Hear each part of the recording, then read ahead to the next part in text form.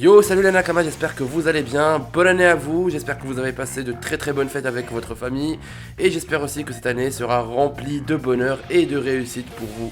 Bon, j'ai commencé à faire mon propre top 10 pour l'année 2022 bien évidemment, et j'ai pas trop réussi pour être tout à fait honnête. En plus la vidéo allait durer plus de 20 minutes et je suis encore incertain de mon classement, bref c'était le bordel total.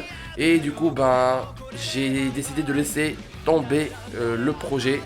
En plus de ça, une année comme ça en termes d'animé, c'est vraiment dur à classer. Mais je voulais absolument sortir cette vidéo et du coup j'ai eu l'idée de faire un top 10 mais selon la commu mondiale. Donc comme base de données, il y a tout simplement MyAnimeList que nous allons utiliser et il n'y a pas mieux en termes de données et de membres. Donc les amis, découvrons tous ensemble le top 10 des animés de 2022, bien sûr les meilleurs animés de 2022 selon MyAnimeList. Et aussi, petite précision, j'ai décidé de ne pas inclure les nouvelles saisons car ça serait trop du gâchis de ne pas mettre en lumière les nouvelles séries, donc voilà. Et je serai aussi accompagné du bro Shinobi dans cette vidéo, merci à lui pour sa participation et vous allez retrouver sa chaîne en description, il propose du très bon contenu en termes d'animé et de manga bien sûr. Bon, sans plus attendre, on démarre avec cette 10e place.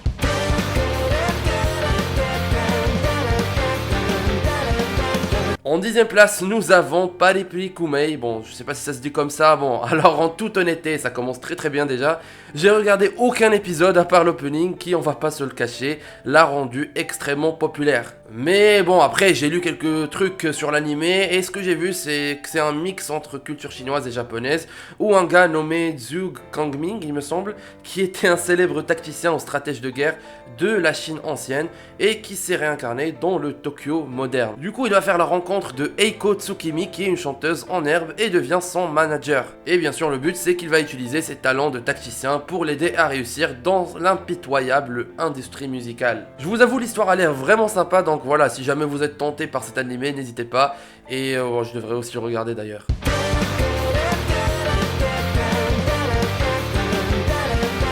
En 9e place, nous avons Lycoris Recall. Bon, ça va faire trop les gars, je suis vraiment désolé, mais encore un animé que je n'ai pas regardé.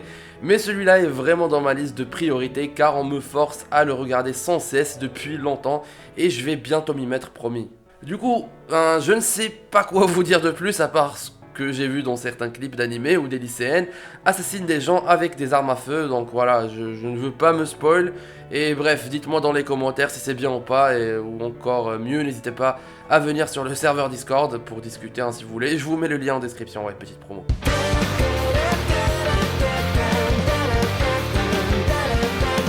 Allez, on enchaîne avec cette 8e place prise par Kotaro wa Hitori Gurashi. Quoi, je vais m'emmerder, je dirais tout simplement Kotaro. C'est un animé Netflix qui est vraiment pas mal. Alors lui, pour le coup, j'ai vu quelques épisodes. Voilà, Netflix quand même a sorti de très bons animés cette année. Il y a Romantic Killer, Lookies, mais bien sûr Kotaro. Donc, pour faire très simple, Kotaro est un jeune garçon solitaire qui a l'âge de 4 ans, oui, 4 ans. Et il vient d'emménager dans un nouvel immeuble, déjà un gamin de 4 ans qui va vivre tout seul dans un immeuble, là, ça c'est trop déjà, ça c'est trop. Mais bon, pourquoi pas, hein, s'il est mature à 4 ans, pourquoi pas. Et malgré son jeune âge, il parvient bien sûr à faire ses courses, à se lier d'amitié avec ses voisins, à se taper les discussions, bon, tout ça par ses propres moyens, hein, tout seul. Et du coup, son attitude positive et aussi sa détermination à vivre de façon autonome inspire son entourage. Désolé, je rigole, mais c'est trop cet animé. Bon, il a un impact profond sur la vie des gens en fait qui l'entourent. Oui, ce jeune bonhomme change des vies. Et je vous assure que l'animé est incroyable et je vais en reparler dans ma vidéo des animés sous-cotés de cette année parce qu'il l'est. Et bref, allez le regarder tout simplement.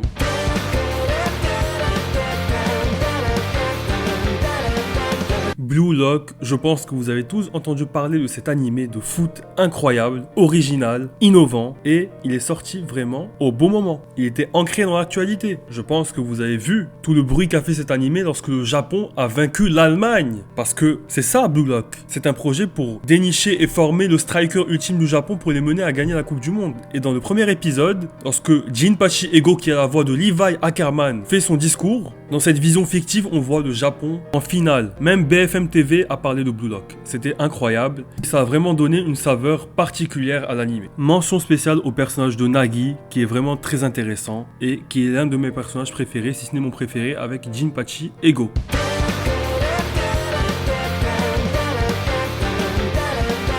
Merci bro d'avoir parlé de Blue Lock, je suis encore en retard dans cet animé, je suis à l'épisode 6, donc voilà. Et directement on va dire, on va passer à son rival qui a cette 6ème place. Et bien sûr on va parler de Aohashi. Bon, il y a eu plein d'animés, bon, il y a eu 2 ou 3 animés de foot cette année, mais quand même c'est important de le dire. Qui se retrouve bien sûr, Aohashi qui se retrouve en 6ème place et au-dessus de Blue Lock. Alors, même si je n'ai pas encore terminé Blue Lock, je suis un peu du même avis et je trouve que Aohashi est meilleur. Bon, Aohashi nous a montré plus un peu le côté réaliste et on s'est plus attaché avec le jeune prodige de foot dans une académie qui souhaite réussir. Attention, j'ai rien contre Blue Lock, j'adore Blue Lock, hein, mais bon.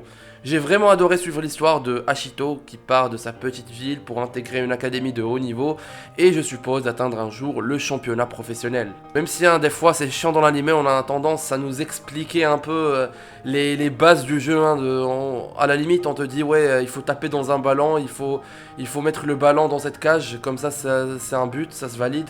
Bon, c'était un peu ça des fois, mais quand même, c'était vraiment bien. Ce que j'ai kiffé le plus, c'est pas vraiment le foot, voilà, à 100%, c'est... On va dire que c'est passionnant de voir le parcours de Hachito ainsi que sa progression au fil des épisodes. Et c'est ce qui donne tout son charme à cet animé, selon moi bien sûr. Mais vous êtes libre de ne pas être d'accord avec moi, hein, mais j'espère que vous comprendrez un peu mon enthousiasme pour cette série. Mais ce qu'on retient le plus dans cet animé, c'est vraiment la persévérance et la détermination. Esprit shonen quoi. Hachito ne se laisse pas du tout décourager par les difficultés qu'il rencontre et continuera toujours de travailler dur pour réaliser son rêve. Et ce qui est vraiment inspirant pour les fans et surtout, c'est comme je l'ai dit, esprit shonen jusqu'au bout.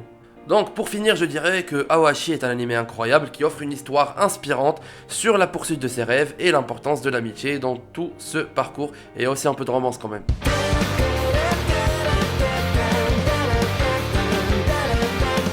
On est enfin arrivé au top 5 de cette vidéo et nous avons My Dress Up Darling. Bon, on va pas se mentir.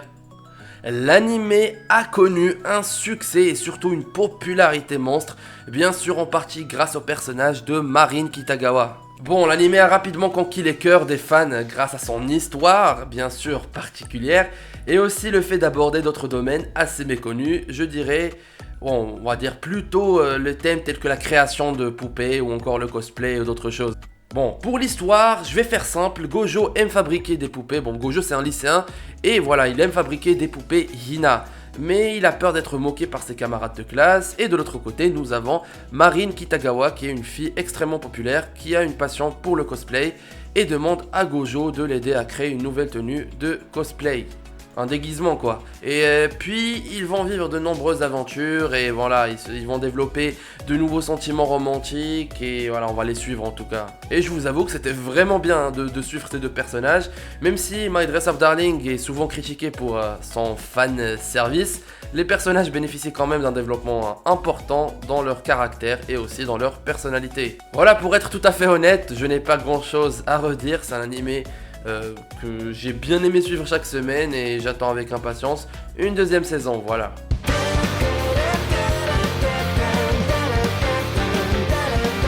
Bon, troisième animé que je n'ai pas encore regardé, il s'agit de Cyberpunk. Alors celui-là, vraiment, je devais absolument le regarder, je devais le binge-watch même.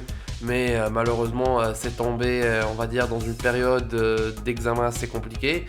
Mais bon, c'est basé bien évidemment sur le jeu Cyberpunk 2077. Et bon, il a peut-être été lancé avec tellement de bugs, hein, on peut le dire. Le jeu bien sûr. Que voilà, il était presque injouable. Mais la série animée Netflix, bien sûr, s'est déroulée avec, on va dire, merveille et sans problème. Enfin, moi j'ai juste un truc à dire, hein, j'ai pas encore regardé, mais juste le trailer était incroyable. Il était juste magnifique. On va dire les chara-design et aussi l'animation est fabuleuse. Je pense que c'est le studio Trigger en plus. Bref, j'ai hâte de le voir et aussi c'est dans ma liste de prio avec Licorice Recoil et je sais pas, un autre animé, mais bon, je vais le regarder bientôt et je ferai aussi une vidéo parce que je pense que c'est un des animés les plus importants de 2022 et voilà, il est de mon devoir de faire une vidéo sur Cyberpunk. Mais en tout cas, j'ai entendu que du positif de cet animé. Il a eu un succès immense, enfin, ça m'étonne pas vu que c'est Netflix. Et bien sûr, Studio Trigger. Et voilà, bon, juste une petite pensée pour les personnes qui ont acheté le jeu au début. Bon, force à vous. Pas bien sûr par amour, mais voilà, c'était affreux. C'est juste la seule chose dont je peux parler. Mais voilà, heureusement que celui-là a quand même su un petit peu réparer les pots cassés, même si ce n'est pas pareil, hein. Ça n'a vraiment aucun lien. L'autre est un jeu vidéo et celui-là est un animé. Bref, vous m'avez compris. Cyberpunk, voilà, obligé qu'il soit haut dans le classement.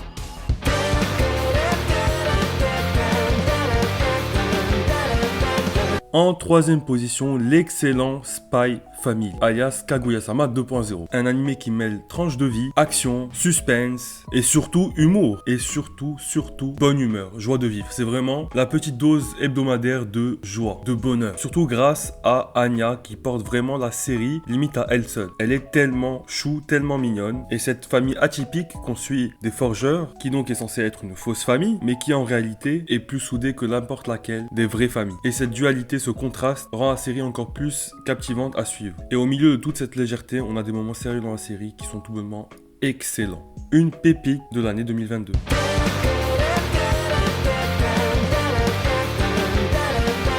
Le top 2, deuxième place avec le fameux Chainsaw Man. Et non, ce n'est pas le numéro 1. Chainsaw Man était l'une des séries animées les plus attendues de 2022, mais voilà, il n'est pas numéro 1, avec des attentes bien sûr élevées de la part de son public, dont moi, et oui, merci Mappa. Bon, la série produite par Mappa est basée sur le manga bien sûr Shonen de Tatsuki Fujimoto, et il a su répondre et dépasser ses attentes en offrant une expérience visuelle unique et palpitante. Franchement, juste en regardant l'opening, obligé de le mettre dans Masterclass. Alors, que dire? L'histoire est gore, imprévisible et présente des personnages mémorables tels que bien sûr Denji qui est un protagoniste hors pair et qui est soutenu par un casting qui est ultra solide, comprenant Makima, Power et Aki, bref, la bande de fous. Plus de ça, t'as le casting des seiyuu qui est juste incroyable, le duo Denji et Power. Oh, c'est trop. Et bien que la saison de l'automne 2022 n'offre qu'un petit aperçu, on va dire, de ce que la série a à offrir, il est à espérer que Chainsaw Man, bien sûr, continuera à être une série animée importante et à succès dans le futur. Voilà, une petite introduction actuellement pour cette saison d'automne 2022, un peu comme Jujutsu Kaisen avec la première partie, ou bien la première saison, qui était, on va dire, une introduction. Et puis voilà, il y a bientôt la saison 2 les gars, et l'arc Shibuya, c'est pour bientôt. Imaginez-vous que vous allez halluciner devant cet arc. Bon, vous n'êtes pas prêts. Oui, fallait que je parle de Jujutsu Kaisen, obligé, parce que les vidéos sur cet animé reviendront bientôt.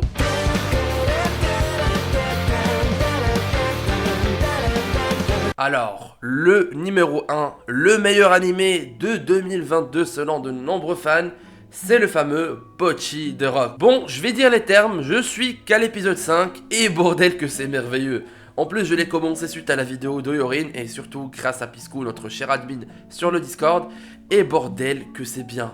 Une énorme surprise pour ma part et je ferai une vidéo spéciale sur l'animé, c'est obligé. Et si je devais parler de ces 5 premiers épisodes, je dirais que l'animé présente un mélange de style artistique et possède un sens de la joie qui est juste particulier, et on va dire une manque de prétention qui équilibre la comédie de ses personnages. Il comporte également un élément de réalisme car voilà, la série explore les thèmes ou on va dire plutôt sujets de l'anxiété sociale, des problèmes de confiance en soi, du désir de se faire des amis, et voilà le passe-temps commun. Je sais qu'il y a plusieurs personnes qui ont zappé cet animé, dont moi, juste par le synopsis.